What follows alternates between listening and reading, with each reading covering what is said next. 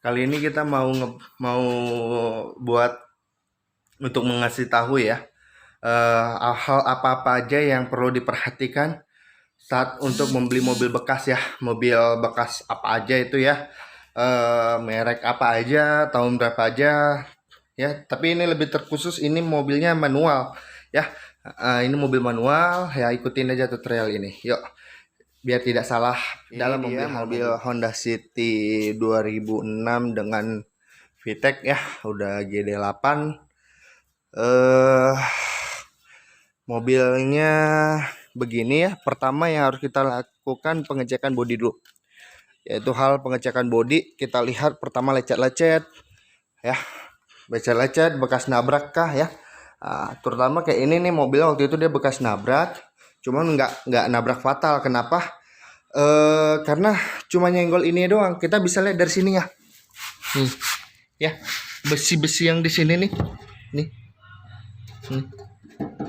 Ini besinya nggak bengkok. Ya, jadi dia nggak nabrak fatal. Tapi itu juga harus dipertimbangkan.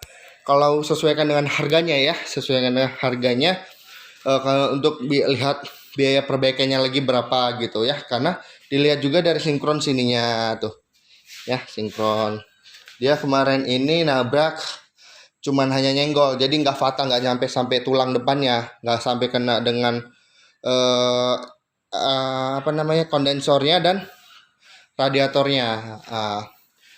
Ini mobilnya belum dicuci aja, termasuk jorok ya. Jadi ya maklumlah. Itu yang pertama, bodi ya, harus kita perhatikan bekas laka atau tidak ya, harus kita perhatikan. Udah, kita lihat yang ke bagian luarnya dulu ya. Kita lihat, wah ternyata ini udah lagi untuk bekas laundry ya, pengambilan laundry. Kita lihat ya, yang bagian-bagian sininya tuh, termasuk ini dia bekas ditabrak orang atau tidak, bekas bengkok atau tidak. Kalau ini kelihatan ya, tidak ada di bekas nabrak ya, kelihatan. Oke, itu yang pertama ya. Yang kedua, kita perhatikan soal kaki-kaki ya. Kita lihat bannya. Pertama, kalau bannya makan sebelah misalnya, yang habis yang luar dulu atau yang dalam, itu kita perhatikan semuanya ya. Diperhatikan semuanya. Kalau yang habis atau yang luar dalam, itu udah nggak lepas dari kayak tirotnya, ball joint, long tirot ya, itu semua kita perhatikan semuanya, empat-empatnya, kiri kanannya kayak gini nih. Ya diperhatikan aja, di tangan kita raba masukin, terus diputarin begini, itu akan ketahuan, mobilnya permasalahan kaki-kakinya di bagian mana ya. Kita cek aja gini, itu kan terasa kok nanti bakal habis di bagian mana duluan ya. Semua empat-empatnya harus kita cek.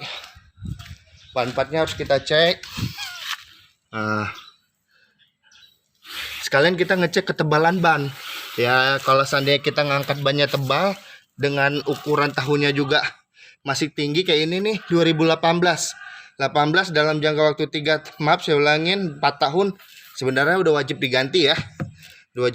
Karena umumnya tuh standarnya tuh 3 tahun. Tapi kalau memang kondisi bannya masih efektif ya, 5 tahun juga sih nggak masalah, dalam hal jangan dengan kecepatan penuh ya, kecepatan tinggi ya.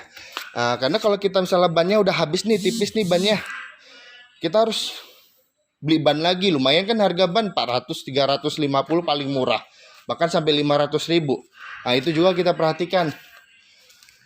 Untuk kaki-kakinya kita bawa jalan, bunyi gluduk-gluduk kah, bunyi krek-krek kah saat belok ya, banyak yang harus diperhatikan. Kalau memang seandainya dia bunyi ya, gluduk-gluduk ya, tak terlepas dari kayak supportnya, shock breaker, ball joint, tirot, long tirot, link stabilizer ya. Kalau dia ketika ada belok kiri atau belok kanan bunyi krek-krek, nggak lepas dari CV joint dalam atau luarnya ya. Udang itu doang, atau laharnya ya, bisa dibilang laharnya.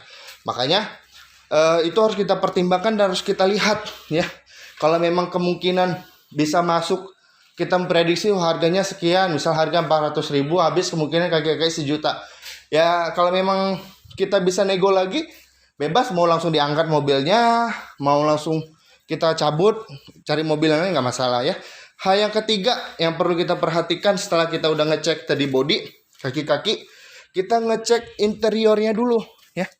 Interior. Nah, interiornya pertama keasliannya ya. Dia masih bludru atau tidak. Kenapa? Karena dengan keaslian itu yang membuat estetik mobil, apa sih ya namanya ya, keaslian mobil itu masih terjaga. Tapi terkecuali kalau memang kita senang yang udah diganti dengan kulit, dan kulitnya mungkin misalnya merek ternama ya, merek bagus, mahal gitu bisa dibilang ya, kayak MBTech ataupun merek-merek yang umum lah, yang saya tahu yang paling umumnya dulu ya, itu selera kita nggak masalah. Tapi kalau paling utama tuh ya keasliannya juga harus kita perhatikan ya. Terutama tuh kita lihat dia ini udah pakai head unit double din Nakamichi ya. Nah, masih aktif airbagnya. Dan kalau yang GD8 ini airbagnya double ya, udah di supir sama di penumpang ya. Nah, harus kita perhatikan persnelingnya semuanya, ininya ya. Oh, ini untuk apinya ya. Nah, udah gitu ya, yang belakang juga kita perhatikan tuh. Nah, kita perhatikan jok-joknya ya, udah kita perhatikan. Yuk, udah kita tadi kaki bodi, kaki mobil, ban termasuk ya, sama interior. Selanjutnya kita melakukan pengecekan di bagian-bagian sistem, terutama di bagian sistem kelistrikan ya, terutama kayak power window, electric mirror ya. Kita cek aja langsung yuk. Nah, ini kita hidupin dulu ya, ini ya. Tengok hidup semua. Ketika gini misalnya kita hidupin, kayak misalnya ini semua pada hidup ya, ini setir, bensin, sabuk pengaman ya, rem tangan, kontrol oli, baterai. Kita hidupin dulu.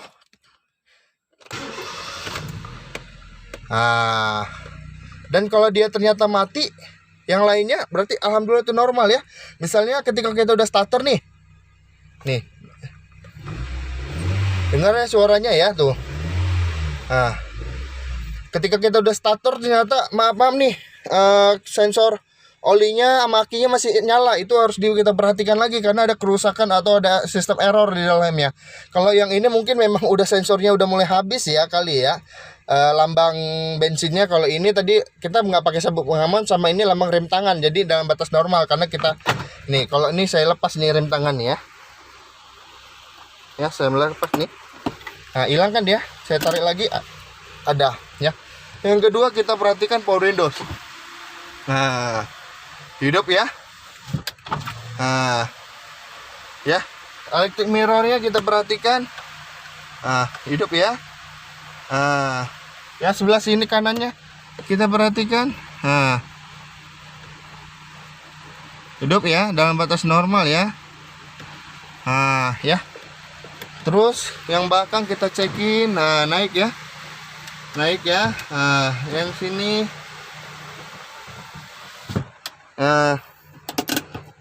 Yang belakang lagi kita cekin. Oke. Selanjutnya kita tes klakson. Hidup. Kita tes audionya ya, karena perlu kita tes audio. Kita hidupin AC nih. Nah ya, ini AC-nya. Ini untuk pengambilan air, udara yang di dalam ya, berfungsi normal ya. Kotor ya, bisa kita lihat semuanya. Masih berfungsi semuanya. Oke, AC-nya juga cukup dingin dan malah dingin juga nih. Oke, kita cek semua. Baru kita cekin lampu-lampu. Nih hidup ya. Ambang tuh lampunya hidup tuh. Lampu dim. Ya. Lampu sen kiri hidup, sen kanan, maaf saya ulangin, sen kanan hidup, sen kiri hidup. Ya, lampu hajat hidup. Kita cek juga nanti sen di luarnya. Ya, nah, ini atasnya. Ini lampu-lampunya yang harus kita cekin. Hidup ya. Oke, kita matikan dulu. Itu belakangnya.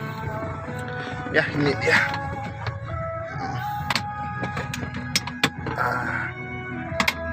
Ya, semuanya. Oke, selanjutnya kita ke depan mesin. Saya tadi lupa, kita cek juga nih wipernya ya. Nah, kita cek dulu wipernya. Nah, wipernya keluar airnya ya. Nah, terus kita cek kecepatan pertama yang berfungsi terus ya, karena ini saya hidupin karena tuh ya. Terus kecepatan penuh ya, hidup semua ya ternyata ya. Oke, sekarang kita cek lampu-lampunya semua ya. Kita cek lampu-lampunya ya, nyala ya lampunya ya. Mungkin karena siang nggak terkelihatan tuh, lampu hajatnya nyala semua ya. Ini tadi bagasinya cek. Oke, terus lampu nyala ya. Yang mati satu lampu fog lampnya putus ya, itu nggak seberapa sih ya. Yang tidak terlalu lebih penting lagi juga mesin ya. Kenapa? Karena mesin adalah sumber utama dalam untuk pergerakan mobil ini. Kenapa kita bilang begitu? Karena ialah mesin lah yang membuat nanti kita itu kenyamanannya di atasnya juga, dalam hal misalnya bila terjadi riskan terhadap kerusakan itu sangat beresiko ya. Ini dia ruang mesinnya yang bisa kita lihat ya. Semua masih standar ya. Tapi di sini udah ada penambahan kabel negatif atau kabel grounding ya. Tujuan kabel grounding itu untuk meningkatkan daya mesin ya, daya dorong ataupun tenaga mesin, karena memang teruji dengan ada grounding ya, ditambahkan negatif nih ya, arus negatif ke bodi bisa sambungin ke mesinnya ke sini ya, bisa ini ke ini nih ya, dia nyambunginnya ini jalurnya tuh ke throttle body nih jalurnya nih. Nah, ya bisa juga nanti ke dinamo ampere nih ya, dinamo ampere ya, sambunginnya itu karena meningkatkan pertama starter, ketika starter efektif, yang kedua dengan pasangnya kabel grounding ini dia itu misalnya nih kita hidupin AC, hidupin lampu, jadi nggak hidupin lampu itu nggak redup, ataupun kayak ketika kita sering kan hidupin lampu sen kiri atau sen kanan, lampu juga kelihatan jadi kayak redup terang. Itu gunanya juga ya, selain dari tujuan grounding tadi itu meningkatkan daya penerangan juga, sama daya misalnya kayak kita kan hidupin audio, AC, lampu, kadang kan suka kayak ketika ngidupin apa juga RPM-nya suka agak kayak nggak stabil ya. Nah, itu pengaruh juga bisa dari sistem kurangi arus balik ya terhadap akinya. Tujuan grounding itu sama menambah daya tenaga, terasa sih memang ya.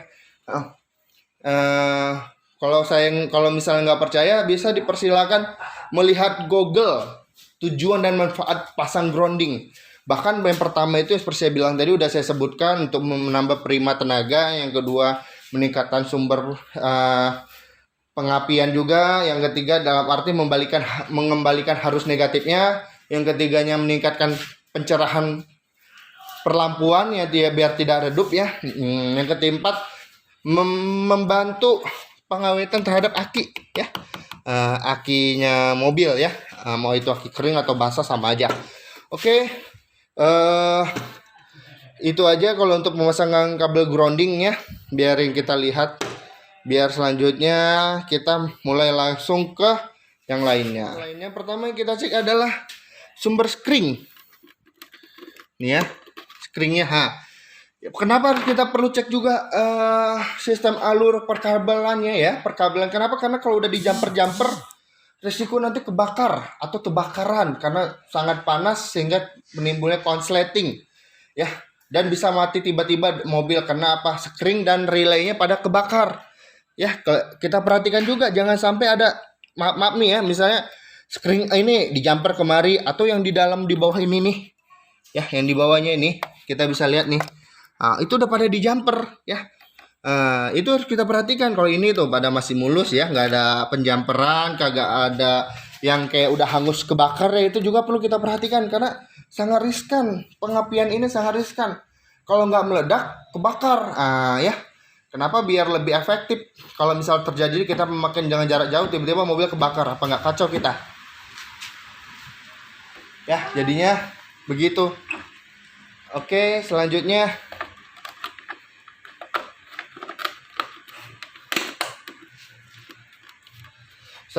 kita pengecekannya lagi. Kita harus pengecekannya di radiator ya, untuk mengetahui ini mobil ini pernah overhead atau tidak ya, atau head silindernya melengkung.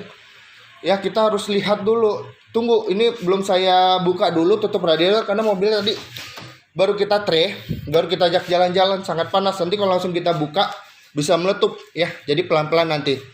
Kita tunggu berapa menit dulu ya. Pokoknya itu aja yang untuk radiator ya. Terus yang selanjutnya untuk mesin, kita perhatikan apa bila ada terjadi oli-oli yang bocor. Oli-oli yang bocor itu seperti apa? Ayo kita lihat yuk. Yang seperti di samping-sampingnya ini kita lihat ya, di oli-oli yang bocor atau enggak. Pertama bagian atas dulu. Kita lihat kalau ini tuh, kita lihat mobilnya kering ya. Ya, kita lihat mobilnya kering ya. Kita perhatikan aja semuanya tuh. Mesin-mesinnya di bagian belakang-belakangnya kita perhatikan. Ya. Itu sangat penting. Karena kalau ada kebocoran oli banyak faktornya. Ya. Oke. Kita kebocoran oli terutama ya, itu penting juga. Kita cek ke bawah mesin. Aduh, karena ini di bawahnya ada, itu jadi nggak itu ya. Bawah mesinnya ya. Oke. Pokoknya gitulah, cek aja semuanya ya. Cek sepuasnya pokoknya ya. Untuk mesin tadi yang pertama kelistrikan, ntar kita lihat dari spring atau relay. Ya. Nanti relay juga ada dua, ada yang di bagian ruang mesin sama ada di bagian kabel, nanti saya tunjukin ya. Yang kedua kita lihat nanti radiator ya. Radiatornya untuk menandakan kita mengetahui nih mobil ini pernah overhead atau head cylinder melengkung atau tidak, atau ada terjadi kebocoran di radiatornya atau di jalur-jalur selang-selangnya ya. Itu nanti kita lihat, kita kasih tahu. Ketiga tadi yaitu bila ada kebocoran oli ya, itu harus kita perhatikan. Bila ada kebocoran oli itu harus kita perhatikan. Sekarang kita mau pengecekan khususnya di ruang mesin itu untuk mengetahui ini mobilnya pernah overhead atau tidak ya. Kita bisa lihat dari air radiator. Pertama kita juga bisa ngecek dari ini. Ya, warnanya apa nih? Misalnya kita gini nih. Ya, kita lihat ini ya dulu. Warna olinya tuh. Ini mah hitam ya, aslinya mah. Aslinya hitam, ini bukan coklat. Kalau dia nanti misalnya udah bercampur air dengan oli, dia kayak kopi susu. Tuh. Dia warnanya bener-bener kayak kopi susu. Gimana sih kopi susu warnanya? Bahkan lebih ke putih-putihan. Nah, kalau ini dia hitam warnanya ya. Berarti pembakarannya tidak ada tercampur dengan oli ya. Bisa kita lihat dari stick mesinnya ini ya. Nih. Itu yang pertama untuk menandainya. Yang kedua, kalau kita mau tahu bahwasanya ini, kita mau mengetahui ini bahwasanya mobil dalam kondisi bagus atau enggak ya. Sudah kita buka, tutup radiatornya. Ya, ini kan airnya ada nih. Kita lihat ya. Ini kan ada airnya nih ya. Ya, bisa kita lihat di starter airnya muncrat enggak. Itu dulu ya, kita lihat dulu airnya muncrat enggak. Nah, ini starter ya. Oke, kita lihat. Nah, ya. Udah di starter cuman gitu doang. Tuh, ini mobil sebenarnya udah kondisinya agak panas ya. Dia agak panas. Tuh.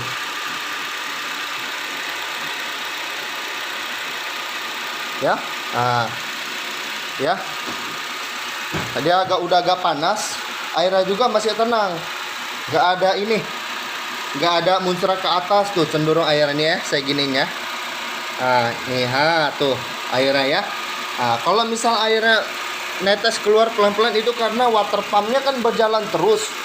Sedangkan termostat belum sampai capaian suhu yang optimal, dia belum terbuka. Jadi dia meluber nih kayak gini nih. Ini meluber nih. Meluber karena termostat belum terbuka karena suhu panasnya belum mencapai optimal. Nah, ya bisa kita lihat ya. Bisa kita lihat. Pak, coba agak gas pelan-pelan. Ya, terus yang kedua kita mengetahui memang seandainya nih, biar kita mastiin nih, ya, mastiin mobilnya itu nggak pernah overheat dan head cylindernya aman. Sambil digas pelan-pelan. Tengok ya, sambil digas ya. Ini sambil digas dengan suaranya tuh, dia nggak muncrat. Gas kuat Pak. Nah, dapat. Dia nggak muncrat kan, nggak muncrat cerut gitu kan, nggak muncrat. Nanti ada video yang saya tunjukkan kalau dia memang radiatornya itu udah rusak ya, bahkan air silindernya juga rusak. Nah, ini nanti kan mobilnya normal ya. Oke, kita tutup lagi ya dalam batas normal. Oke, kita tutup.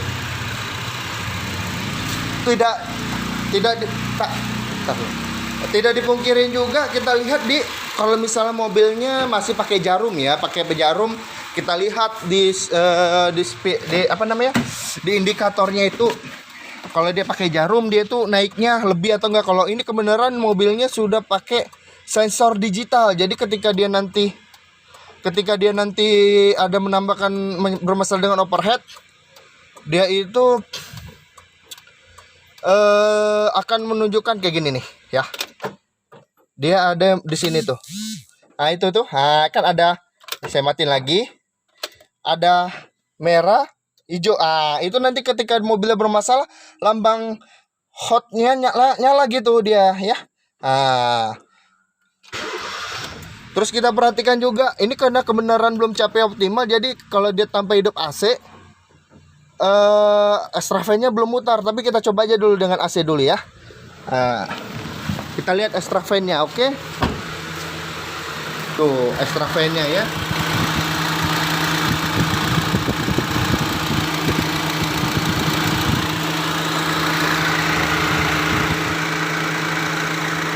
Extra fan-nya mutar ya.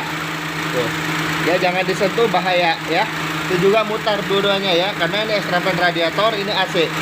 Oke, udah muter. Nah, dia ketika suhu AC-nya efektif, dia mati ya. Tuh. Sekarang nyala lagi ya. Kita lihat. Nah, tuh, dengarkan suaranya mati kan tuh. Mati ya. Nah, jalan lagi. Oke. Kita matiin dulu AC-nya karena nggak terlalu penting. Ya, selanjutnya kita tes, kita cek asap ya, asap di knalpot. Kalau misalnya mobilnya keluar asap, asapnya itu apa dulu warnanya? Kalau dia hitam, itu bukan berarti menandakan kerusakan ada kebocoran di pembakaran. Nah, kalau dia warna hitam itu berarti kotornya di bagian throttle body atau dibilang bagian injeksi ya, bisa dibilang, kita bilang di bagian pembakaran antara throttle body dengan piston dan busi ya. Itu khususnya kalau mobil-mobil bensin ya, mobil-mobil bensin khususnya. Kita dengan buktinya itu sambil digas, kita bisa lihat nanti asapnya warna apa. Kalau ternyata asapnya hitam, itu intinya karena kotoran di pembakaran ya. Bisa kita melakukan dengan bersihkan dulu throttle body, ganti busi. Bisa kita dengan melakukannya di apa sih namanya, saya lupa, dibilas piston, lupa saya. Nanti kita lihat, tambahkan di ini ya, di rekaman audionya gitu namanya ya. Tapi kalau dia warnanya misalnya putih nih, berarti ring piston itu, pistonnya kan ada ring tuh sampingnya, itu udah mulai melemah pistonnya itu. Bukan berarti dia ada pernah overhead, bukan. Ternyata udah kita cek nih, radiatornya aman, nggak ada berasal dengan head cylinder melengkung. Ternyata ada keluar asap nih. Asapnya apa dulu? Kalau putih saat dia mesinnya dingin wajar ya, karena embun pagi atau mesin belum panas, jadi sehingganya masih keluar asap atau bahkan keluar air, itu normal. Tapi kalau misalnya mesin udah panas nih, dia keluar asapnya putih, itu berarti ada di ring piston. Ya kita nggak tahu karena belum dicek, ring piston 1, 2, 3, 4 nya sudah mulai melemah, sehingganya olinya naik ke pembakaran, sehingganya keluarlah asap dari knalpot. Ini bisa kita lihat ya, nggak ada dan masih keluar air, masih normal semuanya. Oke, itu cukup dan tidak lepas.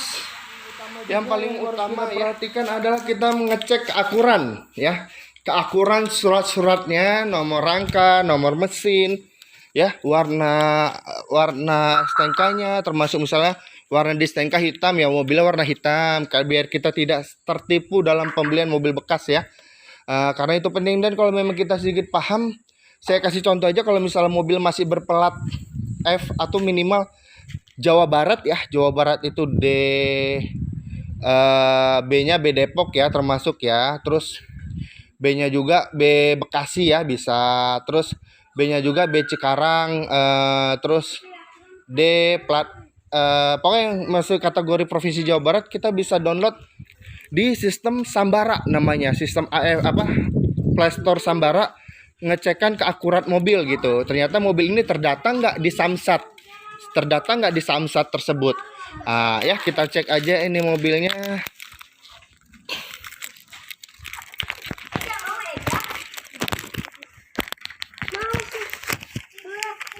Ya kita cek nih, ya kita cek nomor rangkanya sama nomor mesinnya, kita sesuaikan dulu ya. Pertama ini platnya ya sesuai ya, 1741. Nah, ini kita lihat.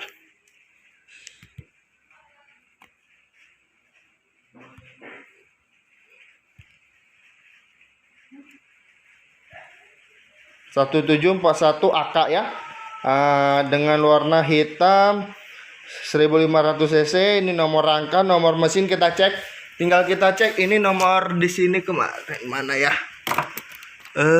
Lupa. Ya nomor rangkanya itu ada di nih kelihatan ya, nih nomor rangkanya. Sini semuanya kita cek, kita samain akur. Dan nomor mesinnya itu ada di sini nih. Ya, nomor mesinnya itu ada di kemarin itu.